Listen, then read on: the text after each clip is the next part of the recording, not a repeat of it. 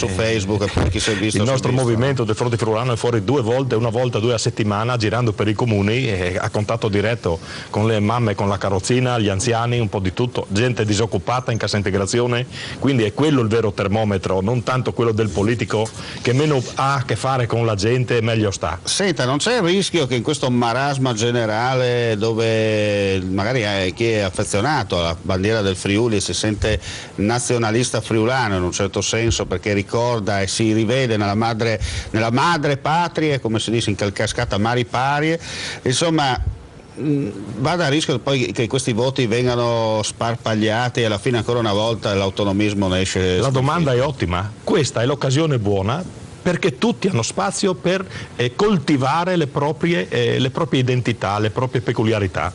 Non è che uno, perché è uno storico oppure è un tradizionalista, non deve far parte di un gruppo di autonomisti con persone che si rendono disponibili per l'autonomia in modo diverso, quindi per l'economia vista dal lavoro, dall'occupazione e di tutto il resto. Sì, possono convivere tranquillamente, anzi debbono convivere. Perfetto. Ecco.